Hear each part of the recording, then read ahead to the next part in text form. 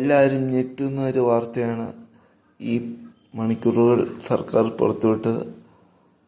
1600 April മാസം 1600 ലഭിച്ച ആളുകൾക്ക് വീണ്ടും സന്തോഷ വാർത്ത വരുന്നു.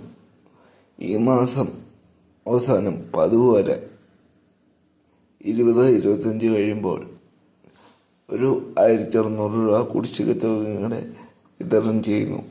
സാമൂഹ്യ സുരക്ഷാ പെൻഷൻ വീണ്ടും 1600 ബാങ്ക് അക്കൗണ്ടിൽ വരുന്നു. വിശദമായിട്ട് നമുക്ക് വീഡിയോ നോക്കാം. ചാനൽ സപ്പോർട്ട് ചെയ്യുക.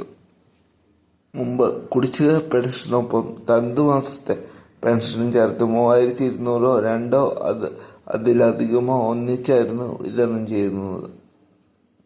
ഓണക്കാലത്ത് 2 മാസത്തെ എടുക്കും ഇതേ രീതിയിൽ അനുവദിച്ച സാഹചര്യങ്ങളൊക്കെ ഉണ്ട്. അതുപോലെയാണ് ഈ വിഷുക്കാലവും സർക്കാർ വിതരണം ചെയ്യാൻ പോകുന്നത്. പണ്ട് ഈ വിഷു, ഓണ, ക്രിസ്മസ് കാലത്ത് ഒന്നോ അതിലധികമോ ക്ഷേമ പെൻഷൻ കുടിശ്ശിക അടക്കം വിതരണം ചെയ്തിരുന്നു. ഈ മാസം ഘട്ടം ഘട്ടമായിട്ട് വിതരണം ചെയ്യുകയുള്ളൂ. ഈ മാസം വ്യത്യസ്തമായിട്ടാണ് വിതരണം ചെയ്യുന്നത്. അങ്ങനെയാണെങ്കിൽ എല്ലാവർക്കും സന്തോഷ വാർത്ത.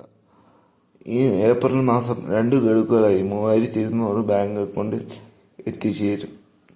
അങ്ങനെ ടോട്ടല് നമുക്ക് 4800 ഒരു മാസത്തിനകം നമ്മുടെ ബാങ്ക് അക്കൗണ്ട് ചേരാൻ പോകുന്നത്.